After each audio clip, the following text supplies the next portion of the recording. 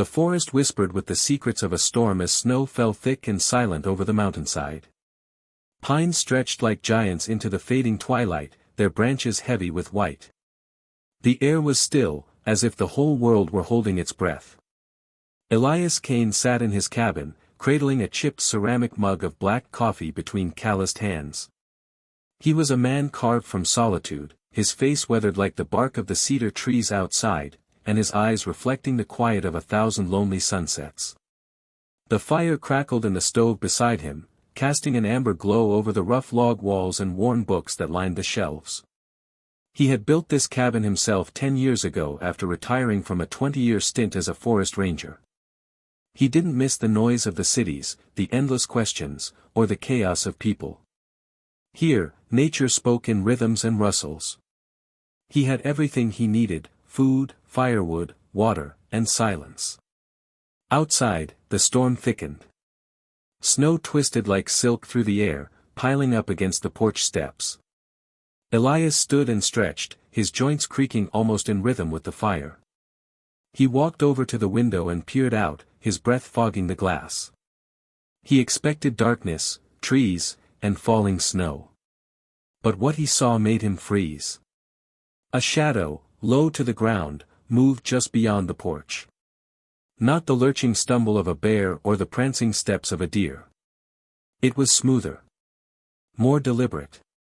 He squinted. "Coyote," he muttered, but even as the word left his lips, he knew better. He flicked off the cabin lights and pressed closer to the window.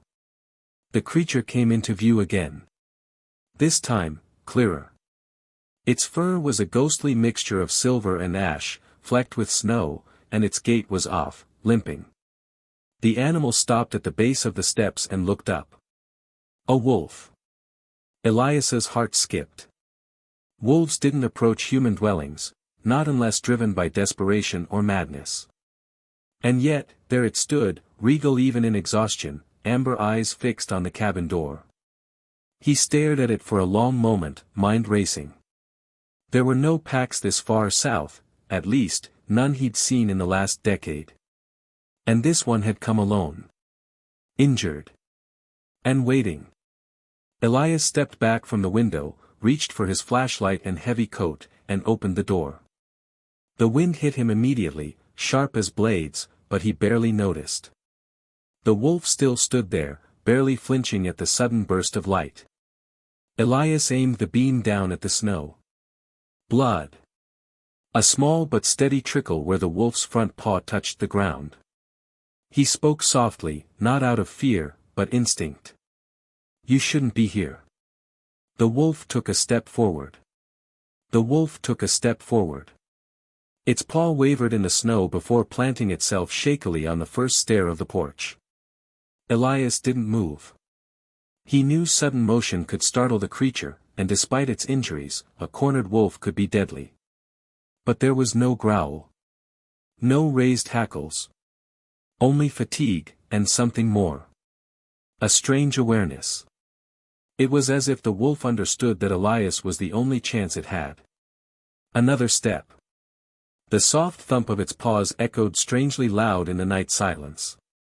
Snow swirled around the creature's legs, clinging to its belly fur. When it reached the top stair, Elias stepped aside and, against every survival instinct honed over years of wilderness living, opened the cabin door wide. The warmth hit the wolf instantly. It blinked once, the amber of its eyes reflecting the firelight behind Elias. Then, silently, it limped into the cabin and lay near the stove, exhaling with a long, tired groan. Elias closed the door slowly, watching the wolf settle as though it had finally reached a long-sought haven. He hung up his coat, eyes never leaving the animal. A dozen thoughts raced through his mind: danger, disease, rationality, but they were overridden by one stronger than the rest. Compassion. He pulled out an old wool blanket, thick and coarse, and laid it near the wolf. "Here," he murmured. "You'll need this." The wolf shifted slightly but did not move away. It trusted him. Somehow, it knew. Elias crouched near its injured paw and took a closer look. The gash was deep, jagged, possibly a trap or sharp rock. Dried blood had matted the fur. Infection hadn't set in yet, but it would if untreated. He moved carefully to retrieve his old Ranger medic kit from the cupboard, his motion steady, calm. He returned with antiseptic, bandages, and warm water in a bowl. As he reached out with a clean cloth, the wolf's ears flicked, and its eyes locked onto his hand. Elias paused. "Easy," he said, voice like low thunder, calm and grounded. The wolf did not resist. Its eyes fluttered closed as Elias began cleaning the wound. The cloth turned red as he gently dabbed, rinsed, and repeated. When he poured a stream of warm water over the paw, the wolf let out a quiet, almost human sigh. "You've been through hell, haven't you?" Elias whispered. He didn't expect an answer. But part of him felt like the wolf understood. He wrapped the paw carefully, working with precision, just like he used to on injured hikers in his old ranger days. When he finished, he checked the rest of the animal. There were scratches, old bruises, a healed scar behind one ear. This was not a pampered beast. It was a survivor. He stood and returned the bowl to the sink, rinsing out the blood. The cabin had fallen silent except for the crackling fire and the wind's occasional howl. Elias poured himself a cup of coffee and sat again at the table, watching the wolf in the firelight. "What brought you to my door?" he asked. The wolf raised its head, met his eyes, and held the gaze. That stare. Elias had seen it only a handful of times in his life. Once in the eyes of a young moose separated from its herd. Another time in a hawk he'd rescued from a wire fence. It was the look of a creature asking for help, and offering something in return. Something more than instinct. He slept uneasily that night, curled in his bedroll on the opposite side of the cabin, a hunting knife within reach, just in case. But the wolf did not stir, save for occasional soft breaths and a twitch of its ears. Outside, the blizzard began in earnest, sealing them both in a cocoon of white. The morning arrived buried in silence. Outside the cabin, snow blanketed everything in thick white layers, erasing paths and muting the world. Elias woke to the soft amber glow of the stove and the subtle crackle of embers. His eyes instinctively went to the wolf. It hadn't moved far during the night. Still curled near the fire, its breathing was steady, and its injured paw rested delicately on the edge of the blanket. Elias rose slowly, quietly, not wanting to startle it, though something told him he wouldn't. He poured a ladle of water from the metal drum near the fire and set it to warm. His thoughts drifted, back to his ranger days, when rescuing an animal was routine. But this was different. This wasn't a cub lost from its mother, or an eagle grounded by wind. This wolf had chosen to find him. He eyed the scar on its shoulder, a white line across its coat that caught the light. There were old wounds.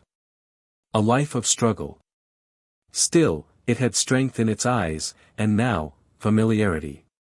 "I've got some meat," Elias said aloud, as much to himself as to the wolf. He moved to the small freezer chest by the pantry, pulled out a slab of venison from last fall's hunt, and set it near the fire to thaw. The wolf's ears perked at the smell. It lifted its head and watched with alert but calm eyes. "You eat first," Elias said, cutting the meat into rough strips and placing them on a wooden plate. He set it down near the wolf and stepped back. The animal sniffed cautiously, then began eating, carefully, almost politely, like it had learned to take only what it needed. It didn't devour the food or growl possessively.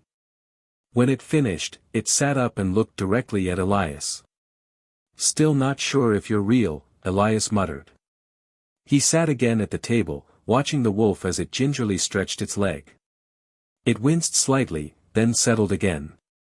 A part of Elias had begun wondering, was this animal truly wild?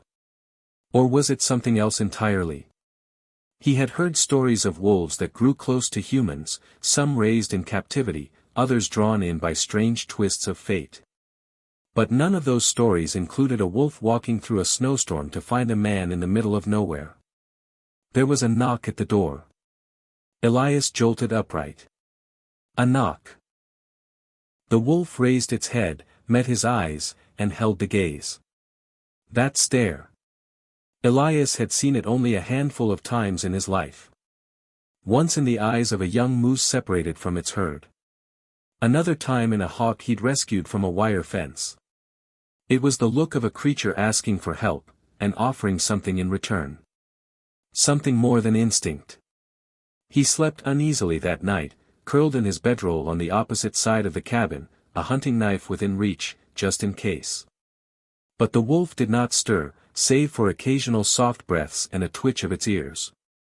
Outside, the blizzard began in earnest, sealing them both in a cocoon of white. The morning arrived buried in silence. Outside the cabin, snow blanketed everything in thick white layers, erasing paths and muting the world.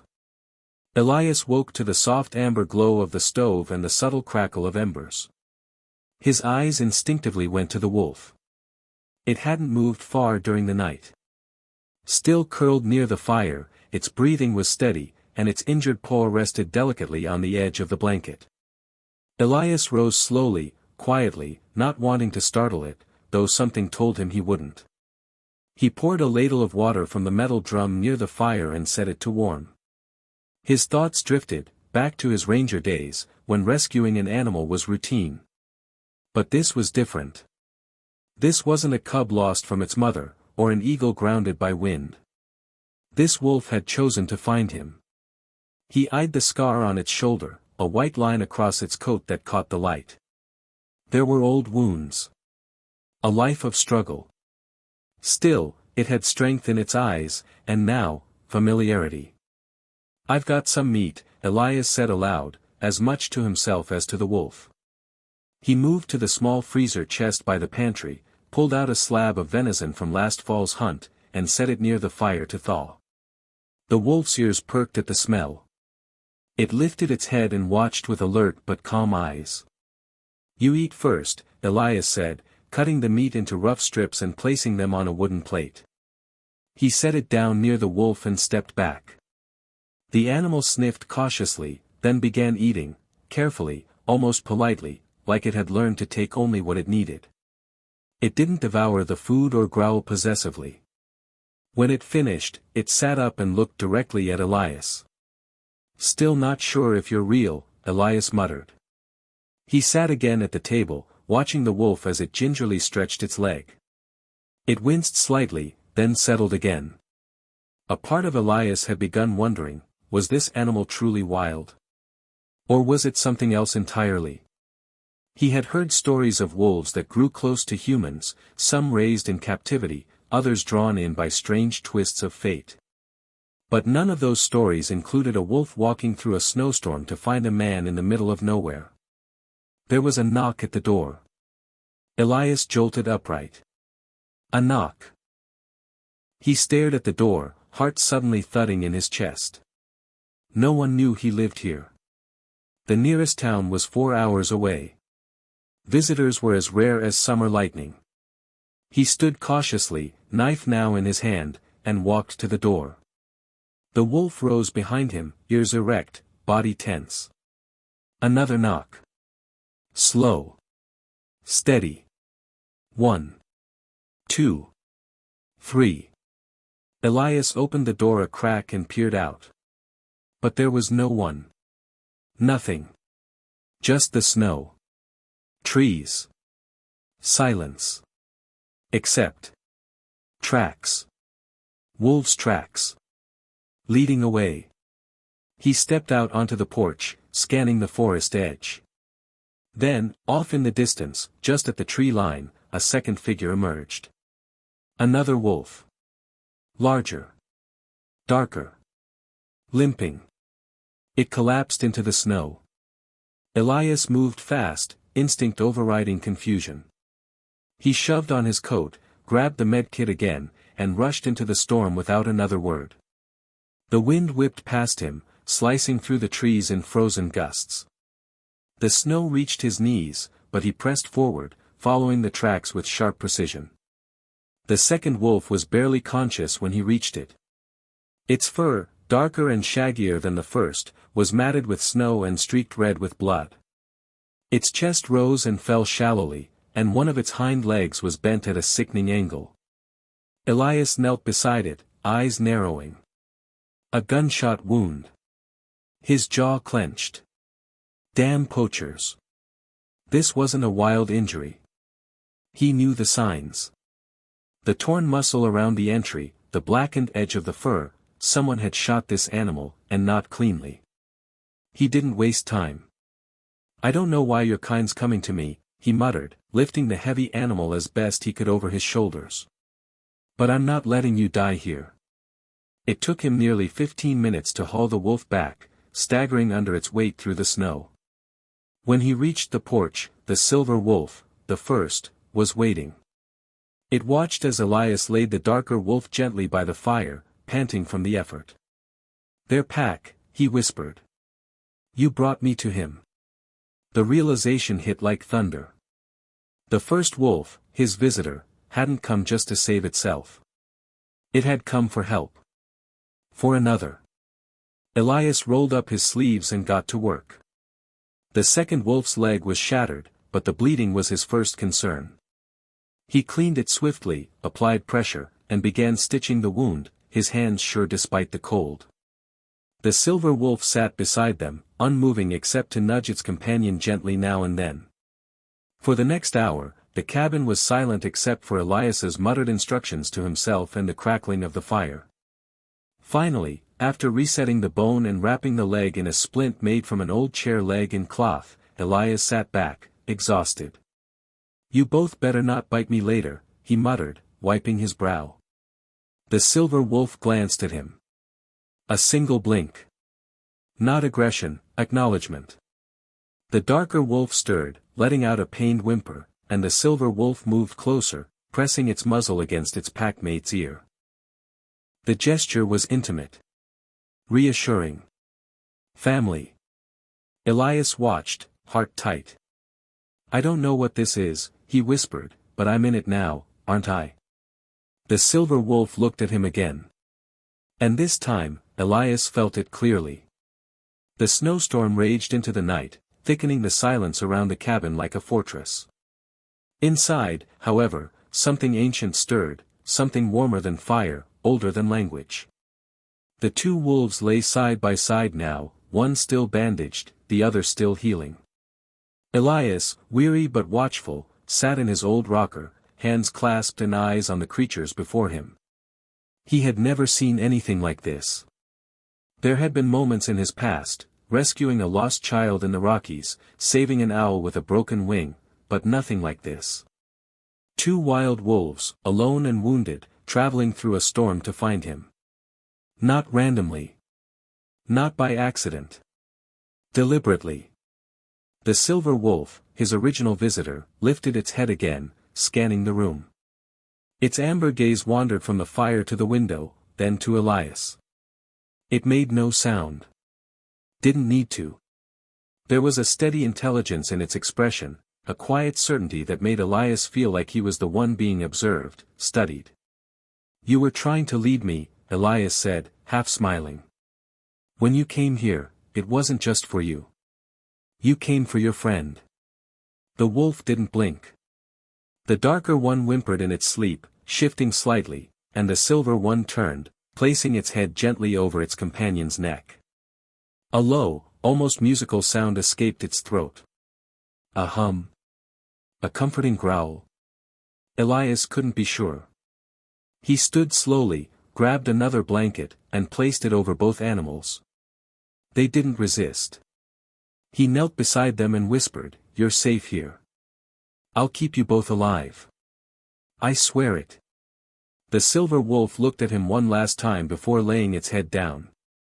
In that moment, Elias felt something shift inside himself, a crack in the fortress he had built around his heart over years of isolation. He had chosen this life for peace, for silence. But now, with these two living beings under his roof, something stirred. Purpose. The cabin, which had once echoed with only the rustling of trees and his solitary steps, now pulsed with life. Soft breaths, gentle movements, the rhythm of healing. He didn't sleep that night. Instead, he sat by the fire, eyes never straying far from the wolves. He watched them breathe, watched their muscles twitch in restless dreams. He wondered where they had come from.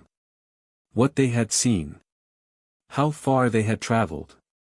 And, above all, how they had known to come to him. By sunrise, the snow had stopped. A golden light spilled across the mountains, touching the world in soft, melting hues. The forest shimmered with ice, and the trees glowed like giants made of glass. Inside the cabin, Elias opened the door to let in the light. The silver wolf rose, limped slowly to the threshold, and stood beside him. Together, they looked out at the forest, the place where one story had ended, and another was just beginning. Behind them, the injured wolf slept peacefully, wrapped in warmth. Beside him, Elias stood with his coffee in hand, the wolf at his side like a silent sentinel. In that moment, no words were spoken. But an unbreakable bond had formed. One born not of ownership, not of taming, but of trust. Of mutual rescue. A bond that would carry them into the chapters to come. 2 weeks had passed since Elias had taken in the wolves. The cabin, once cold and solitary, now thrummed with subtle energy, an undercurrent of shared space, trust, and quiet companionship. The silver wolf, who Elias had begun calling Ghost, moved about more freely now. The injury had nearly healed, and the bandage was off. The darker wolf, Shade, remained mostly still, his shattered leg recovering slowly under Elias's careful care. Elias had rearranged the cabin for them. Moved the chair aside, laid fresh blankets near the fire, and even kept the wood stove burning day and night. It wasn't just for warmth anymore. It was for them.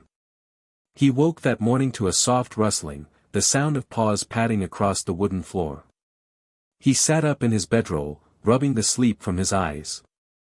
Ghost stood by the front door, ears pricked toward the outside. "You hear something?" The wolf didn't turn but took a single step forward. Elias dressed quickly and walked to the door. He opened it slowly, letting the cold air slip in. The sky was cloudless. Pale blue. The snow glistened under morning light, unbroken and clean. Until he saw them. Tracks. A trail of pawprints, smaller than a wolf's, beginning at the edge of the forest and leading straight toward the cabin, then veering off behind it. He knelt, studying the pattern. "Not yours," he muttered, glancing at Ghost. "Too small. Lighter. Fox, maybe. Or a dog." But there was something odd about the pattern, uneven. Skipping steps.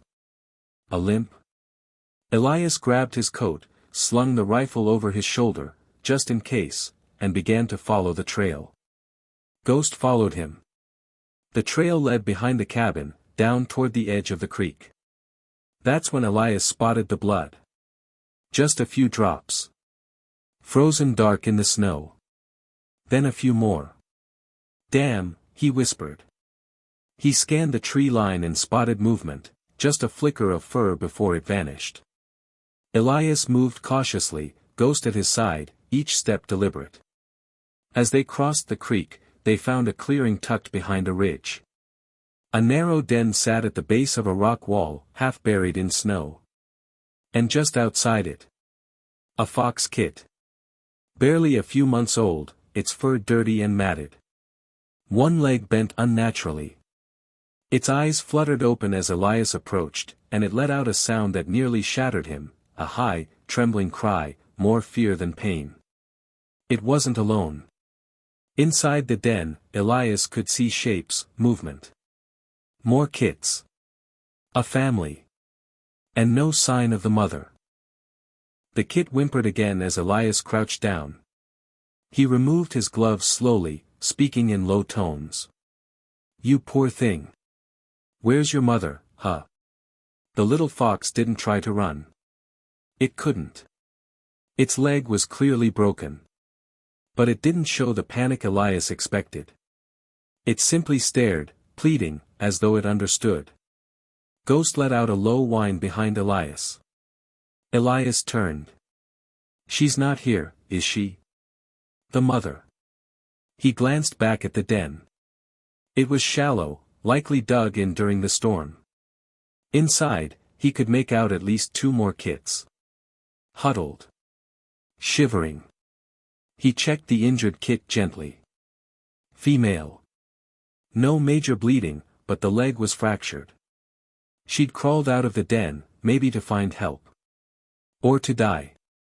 And instead, she had come to him. He picked her up gently and wrapped her in his scarf, holding her to his chest. The tiny body trembled. Ghost moved to the den entrance and sniffed, then looked back at Elias, ears low. "We can't leave the others," Elias muttered. He grabbed a soft wool blanket from his backpack and carefully reached inside the den. It took time and quiet patience, but one by one, he drew out the 2 remaining kits. Smaller than their sister. Alive, but only just. He wrapped them tightly and stood. "This wasn't random," he said softly. "They came here like you did." Ghost tilted his head. "No mother. No trail. Just pups. You think poachers again?" The wind whistled through the trees in reply. Elias didn't speak again until they reached the cabin. He built the fire higher, laid the kits near it, and gave them drops of warm water from a cloth. He could already tell, this wasn't going to be a simple rescue. This was the beginning of something bigger. That night, Elias couldn't sleep. He sat at the table, sipping tea and watching the 3 fox kits. Their tiny bodies rose and fell with shallow breaths. The injured one, whom he now called Luna, slept closest to the fire. Her leg was splinted now, wrapped in soft gauze. Ghost paced by the window, tense. "You feel it too, don't you?" Elias said. The wolf stopped and looked at him.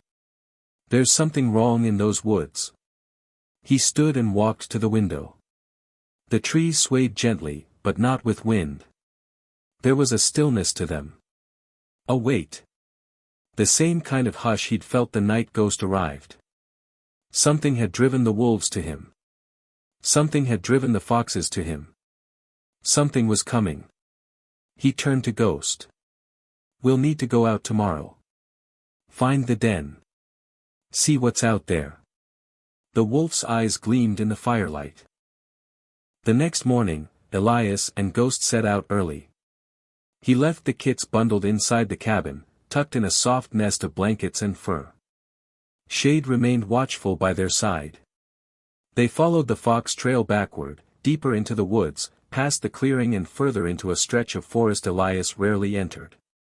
Trees here were older. Bark cracked and scarred. Snow sat heavier. The wind didn't reach these parts.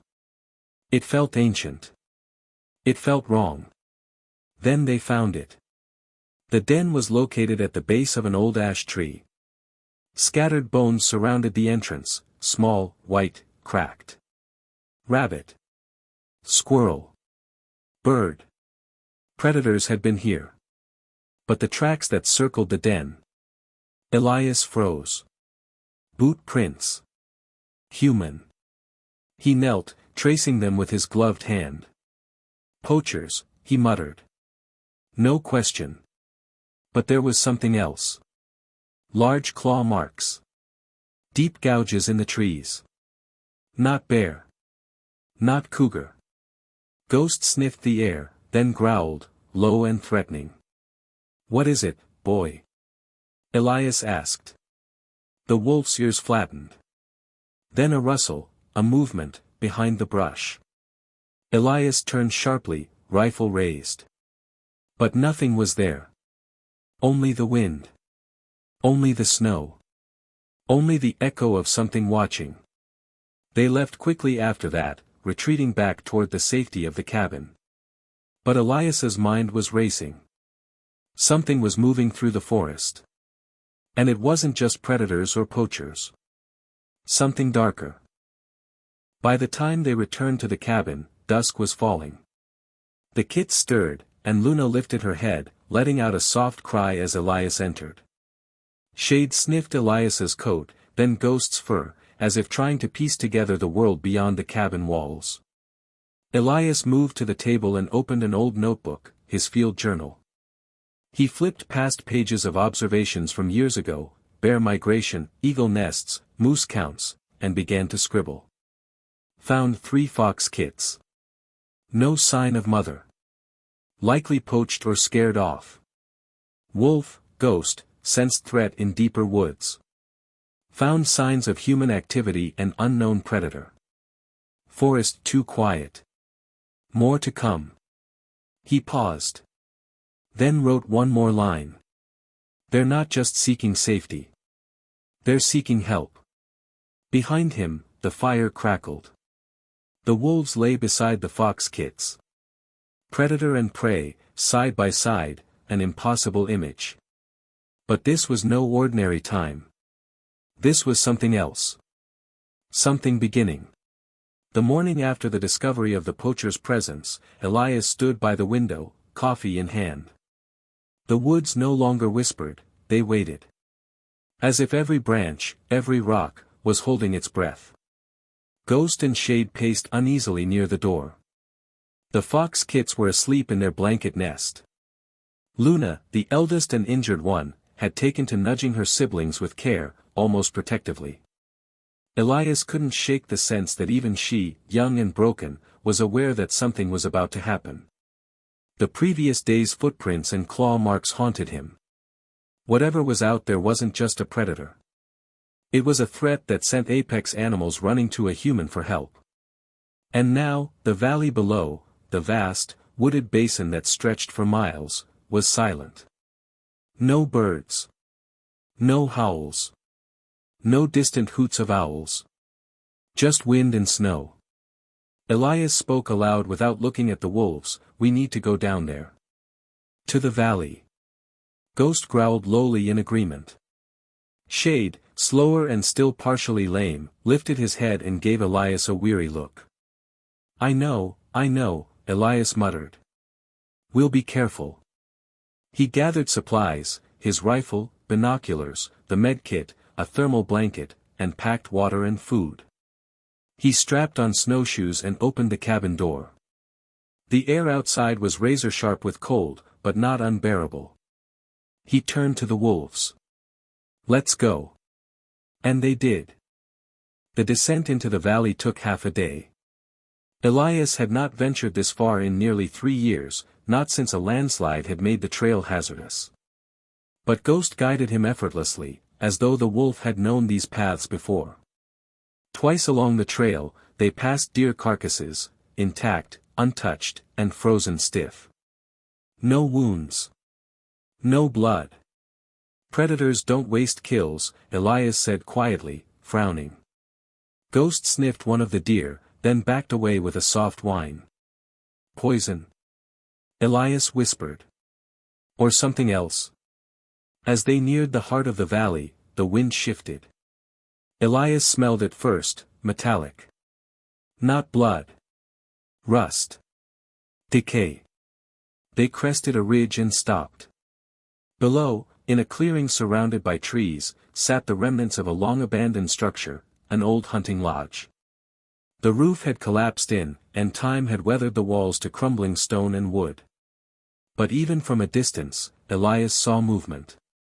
Shadows shifting inside. Smoke curling weakly from a cracked chimney. Someone was there. And then he heard it. A sound so faint he thought he imagined it. A bleat. A goat? Ghost perked up instantly and began to move forward. Elias grabbed the wolf's fur and whispered, "Wait. Let me look." He raised his binoculars. And saw them. 3 goats. One tied to a post, another lying on the ground, unmoving. And beside them, crouched low, was a mountain lion, its body gaunt, one eye swollen shut, ribs like piano keys. Elias lowered the binoculars slowly. What the hell? The lion wasn't hunting. It was, protecting. Elias moved carefully through the snow, Ghost by his side. The lion spotted them first, but it didn't run. It simply stood, wary, trembling, but unaggressive. Up close, Elias saw the truth: the lion was injured, a gash across its side barely clotted. The goats were even worse off, one clearly dead, the other severely malnourished. He crouched slowly. "Easy, girl," he said gently. "I'm not here to hurt you." The lion blinked slowly, then backed away from the goat it had been shielding. Ghost approached slowly, low to the ground, eyes locked on the lion. But something passed between them. Not challenge. Recognition. Elias checked the surviving goat first. A broken leg, but no sign of infection. He gave it water from his bottle, and the animal drank weakly. The lion watched with tired eyes. And then Elias noticed something strange: beside the wall, partially buried in snow, was a wooden crate. It had been smashed open. Inside, scattered bits of straw, broken fencing, and collars. Name tags. One read, Mira. Elias stood, a chill running down his spine that had nothing to do with the weather. These weren't wild animals. He looked around and pieced it together. The goats.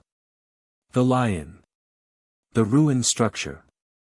This was no ordinary hunting lodge. It had been a private zoo.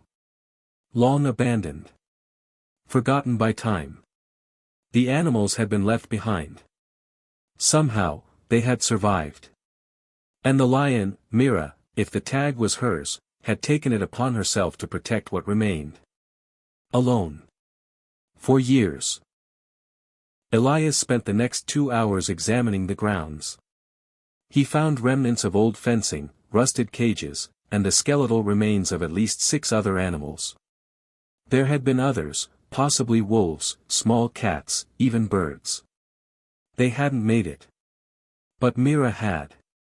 And she had protected the goats, likely once her prey, because she understood now. They were the only family left. She had adapted. Changed. And in her desperation, she had waited. For something. Someone.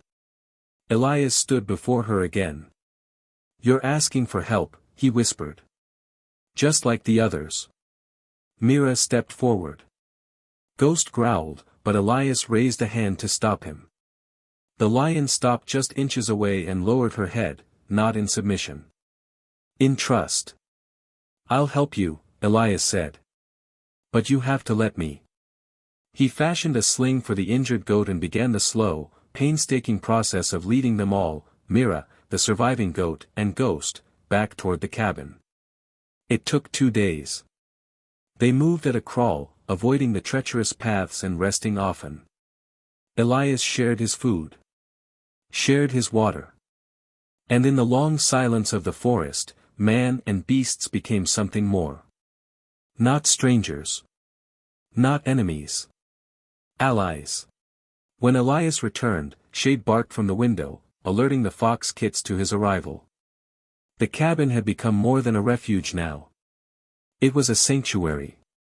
Ghost led Mira inside first. The lion hesitated but eventually stepped through. The fox kit scrambled to a corner, watching in stunned silence. Shade rose stiffly, baring his teeth, but Elias calmed him with a hand. "It's okay. She's one of us." The goat was laid down near the fire. Luna approached timidly, sniffed, and returned to her nest. Mira collapsed beside the goat, her body finally giving in to exhaustion. Elias looked around the room. 2 wolves. 3 foxes. A lion. A goat. A human. All sharing the same fire.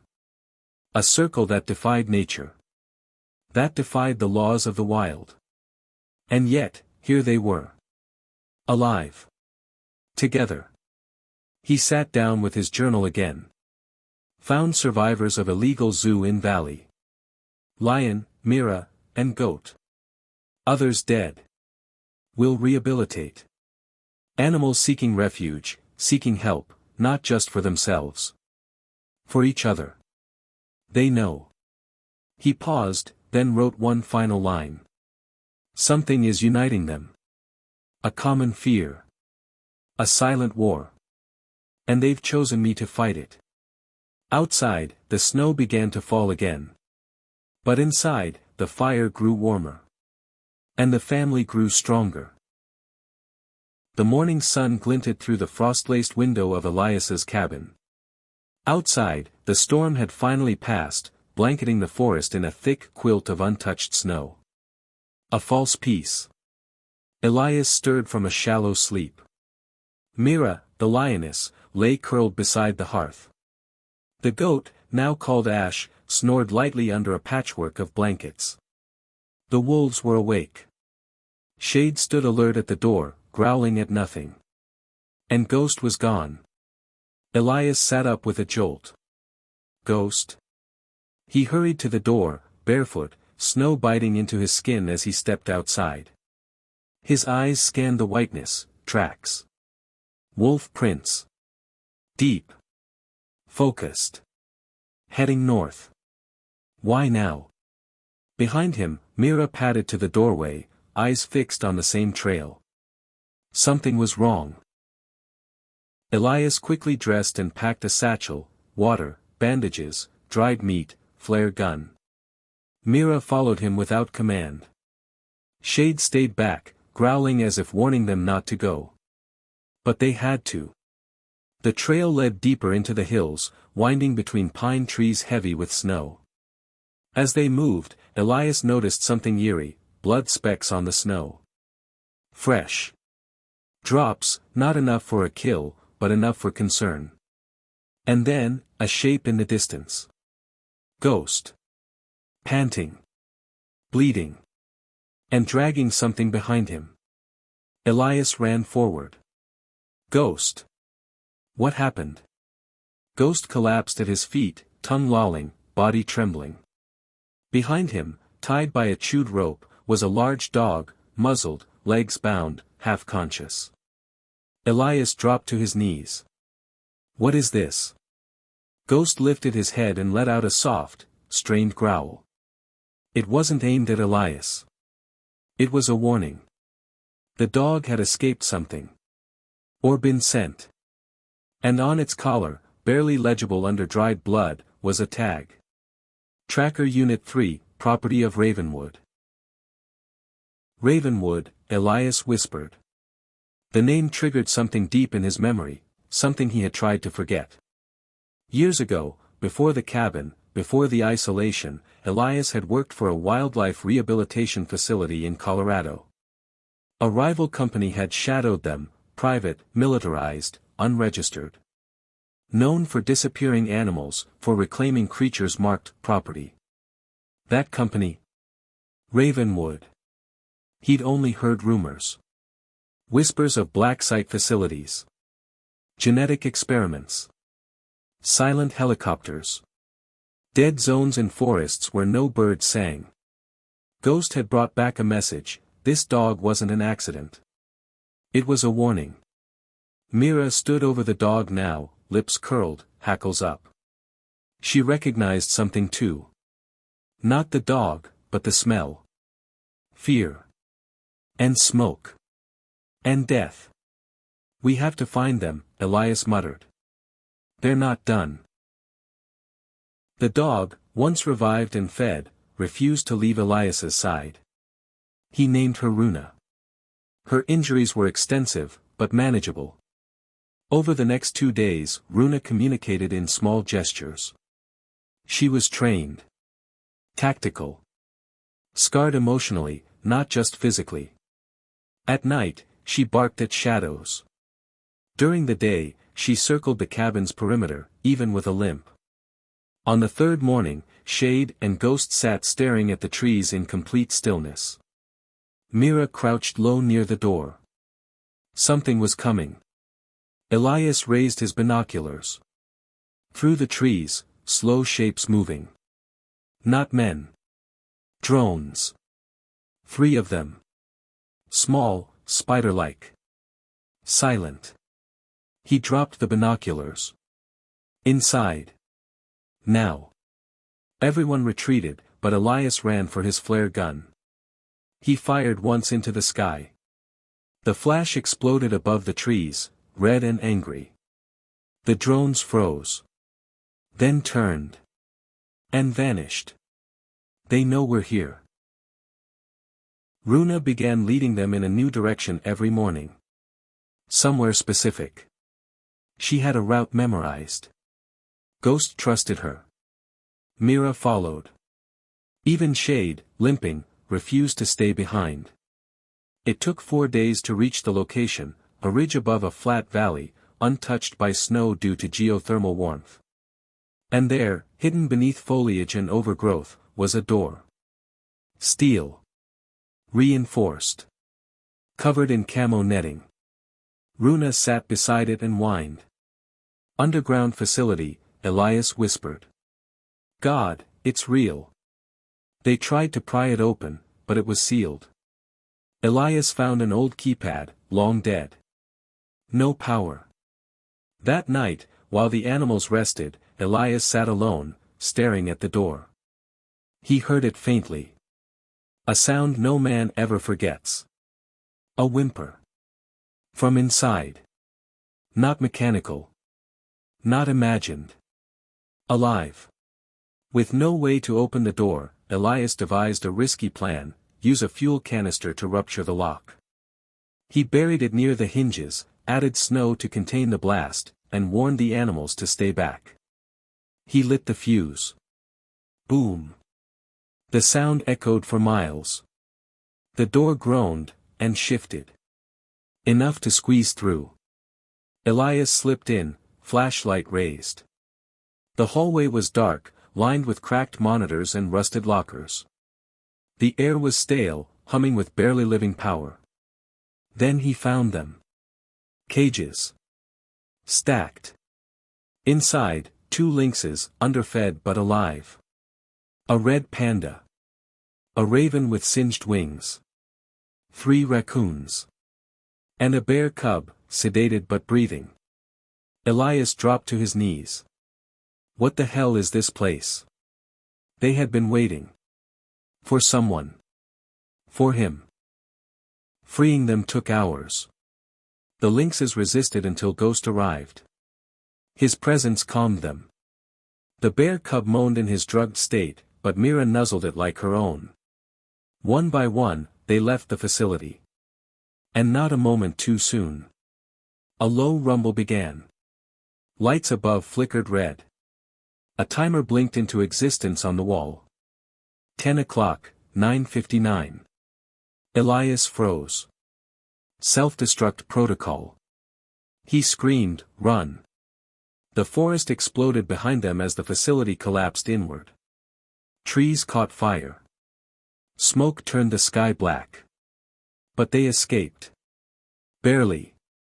Ash the goat nearly tripped, but Shade nudged him on. Runa herded the raccoons. Elias carried the bear.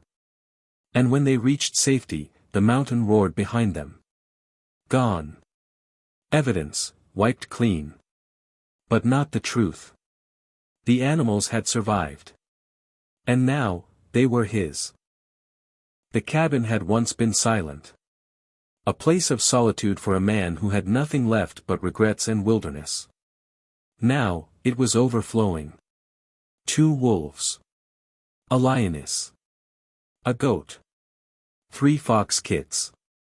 A military-trained dog. A raven. 2 lynxes. A bear cub. 3 raccoons. And Elias. Every inch of the space was filled with breathing bodies, wounded, recovering, alert. The raven perched on a windowsill, feathers regrowing, eyes intelligent. The raccoons had claimed a drawer for themselves. The lynxes refused to be inside at night, sleeping instead on the porch under the stars. Mira lay near the hearth with the bear cub pressed to her side. And Elias sat in the center of it all, journaling. "I never imagined I'd see this many animals sharing a space without bloodshed," he whispered. "But something's uniting them. Something bigger than me." Ghost growled from the door.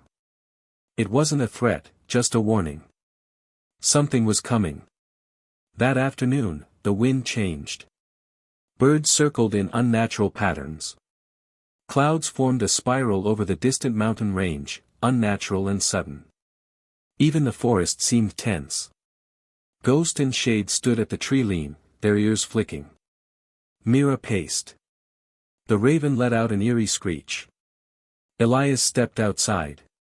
Whatever's out there, they feel it, he muttered. But what is it? He raised his binoculars and scanned the valley. The distant edges shimmered, heat mirages, in the snow. And then he saw it, 4 figures in all black gear moving through the brush. Silent. Precise. Not hunters. Operatives. Ravenwood was back. And they were closer than ever. That night, Elias reinforced the cabin as best he could, barricaded windows, covered scent trails with pine sap and ash, and placed tripwire alarms made from tin cans and string. At 3:17 a.m., one of the alarms rang out. The animals leapt to life. Mira growled deep in her chest. Runa stood beside Elias like a soldier. The fox kits huddled behind the woodpile. Ghost took the lead. From the trees, red lights blinked, laser sights. 3 drones zipped through the forest, scanning. Elias raised his flare gun again. Fired. A blinding light flooded the clearing. Gunshots followed. Silencers. Elias dove behind a tree. They're not here to scare us. They're here to take someone. Mira charged. The lynxes followed. Ghost and Shade flanked. The attackers were skilled, but not prepared for this. Wolves biting. A lion tackling. A dog outmaneuvering them. One man screamed. Another dropped his weapon and vanished into the woods. Within minutes, it was over. The animals stood, panting, unharmed. But the message was clear. This was only the beginning. The man who dropped his weapon hadn't escaped. Elias found him bleeding by a ravine, leg broken, head gashed. He was young, maybe 20. His eyes, filled with terror, darted between Elias and Mira. "She won't hurt you," Elias said calmly. "Unless you try something stupid." The man trembled. You don't know what they're doing," he whispered. "Ravenwood isn't just collecting animals anymore." Elias leaned in. "Then what are they doing?" The man's lips quivered. "They're experimenting. Breeding mutations. Weapons. They want animals who follow human commands, but not like dogs. Like drones. Wired for aggression. Controlled remotely. You think they're coming for you?" He shook his head. "They're coming for her." He pointed at Mira. "She's a genetic anomaly. She protected prey. She bonded with predators. She's the one they lost, and they'll stop at nothing to get her back." Elias's blood turned cold. Mira wasn't just a survivor. She was proof. The cabin was no longer safe. Elias spent the next morning drawing maps. They would leave at dusk. Head north. There was a ranger station about 30 miles away, abandoned but still structurally sound. Runa can scout. Shade can watch the rear. I'll lead. Mira and the bear will stay center. Lynxes flank. Foxes ride in the sled. Raven watches from above. He looked around. The animals all stared at him. Waiting. Trusting. He swallowed hard. "Let's move." They left just as the sun dipped, shadows stretching long across the snow. Behind them, the cabin stood in silence. By midnight, it burned. The journey north was grueling. Blizzards returned. Ice cracked beneath their feet. Twice they nearly lost the sled carrying the fox kits and supplies. Ghost led with unshakable instinct. Mira carried the bear cub in her jaws when it grew too weak to walk. The raccoons perched on Runa's back, clinging tightly. At one point, they crossed an iced-over river. A drone spotted them midway. The lynxes took it down in midair like trained assassins. They made camp that night in a cave. Elias built a fire and held his journal close. We're being hunted. But we're also growing. They're not just surviving, they're becoming a unit. A pack. A family. He looked over at Ghost, who lay with shade curled beside him. We all are. They reached the ranger station 3 days later. It was worse than Elias remembered, half-collapsed roof, mold in the floorboards, but it was shelter. They got to work immediately. Ghost scouted. Runa patrolled. The raven nested in the rafters. The raccoons found a working rain barrel and began hauling water. Elias turned the main room into a command center. On the back of a dusty map, he began to draw. Zones of drone activity. Reports of missing animals. Power line pathways. Satellite towers. Patterns. He was no longer a man hiding from the world. He was preparing for war. 2 weeks passed in the ranger station. Though the structure groaned in the wind and snow battered the windows, it had become a sanctuary. Elias patched the roof with old tarps.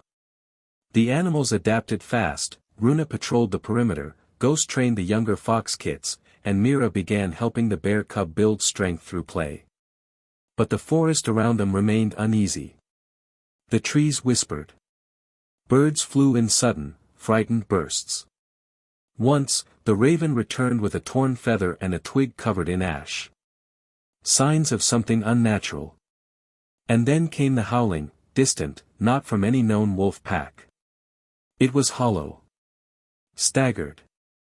Like voices mimicking wolves, but getting it wrong. Elias stood at the window one night, watching mist crawl across the tree line. They're not hunting us with just men anymore, he said to himself. They're sending something else.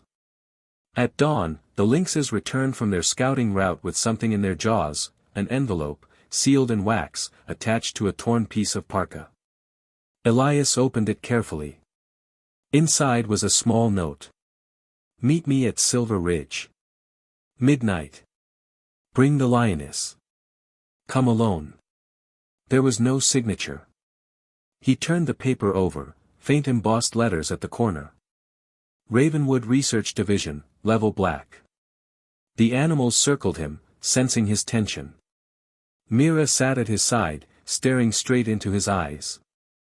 You're not a test subject anymore, Elias whispered to her. Your family. He didn't want to go. But he had to. If someone inside Ravenwood was breaking ranks, it could be their first real chance to stop the nightmare. Silver Ridge lay 6 miles east, high in the cliffs above the frozen river basin. Snow drifted heavier the higher they climbed. Elias wore every layer he had. Mira walked beside him like a ghost in the frost, silent, watchful. They reached the summit just before midnight. An old fire watchtower loomed, rusted and broken. And then, movement. A woman stepped into the clearing. Long coat, thermal mask, goggles. She raised her hands. I'm not here to hurt you. Elias narrowed his eyes. Then why the cryptic letter? The woman removed her mask. Mid-30s, sharp features, scars along her neck. Her breath fogged in the cold. My name is Dr. Isla Renner. I was the lead biologist at Ravenwood's Adaptive Behavior Program, until I realized what they were really doing. She looked at Mira. She's not a fluke. She's what we were trying to create. Dr. Renner sat on a log, hands shaking from the cold. We began with isolated behavior implants, stimulus response conditioning. But it didn't work. The animals either shut down or went berserk. Then we noticed something strange in the wild, certain animals were choosing empathy. She looked at Mira. She didn't just survive. She adapted. Formed bonds outside her species. Protected the weak. She wasn't programmed. She evolved. Elias's heart pounded. You're saying she's the result of environmental trauma and pure choice. She's proof that nature doesn't need to be forced to change. And that's why Ravenwood wants her back. They want to splice that instinct, bottle it, control it. She handed Elias a flash drive. This has locations, labs, transport schedules. If you want to end this, start here. Suddenly, shouting below. Searchlights. Dr. Renner's eyes widened. They followed me. Go. Mira roared. Elias grabbed the drive. They vanished into the snow as bullets cracked the silence. Back at the station, Elias gathered the animals. This changes everything. We know where they're operating. We can intercept. Rescue. Fight back. He projected the data onto a wall using an old military tablet. 3 convoys in the next month. One just 40 miles from here. Carrying test subjects, animals taken from protected lands. If we intercept it. Ghost growled in agreement. Shade paced. Even the raccoons sat still. They were ready. The first mission would be dangerous.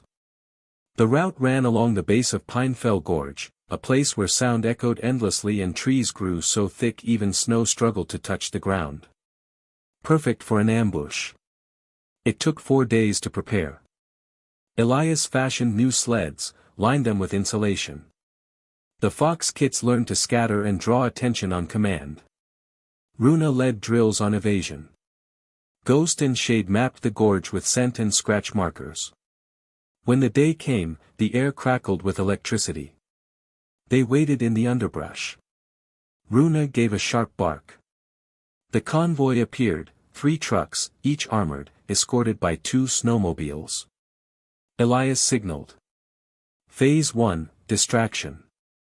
Fox kits darted across the path, triggering motion sensors. The lead snowmobile swerved, and was tackled by Shade and Ghost. Phase 2, interference. Runa and Elias disabled the second snowmobile with a caltrip line. The rider hit a tree. Phase 3, extraction. Mira tore the back of the third truck open. Inside, cages. Whimpering. For mountain lions, dehydrated. 2 monkeys. 1 snow leopard cub. Elias cut the locks. You're safe now. Run. Run. Alarms blared. Gunfire. Then a flare. Launched by Elias. The woods lit up as animals attacked with brutal precision. The convoy didn't stand a chance. That night, the stars shone too brightly. The animals rested by the fire. The rescued creatures had run to safety. Elias tended to a bite wound on his shoulder, but his heart was light. Until the raven screamed. From the north, another drone. No. Hundreds. The sky swarmed. Not just mechanical. Winged creatures with metal spines. Eyes glowing red. The air itself felt wrong. Elias looked at the flash drive, still clutched in his hand. They're coming faster than we thought. They're adapting too. He turned to the pack. This isn't a rescue mission anymore. He looked into Myra's golden eyes. This is war.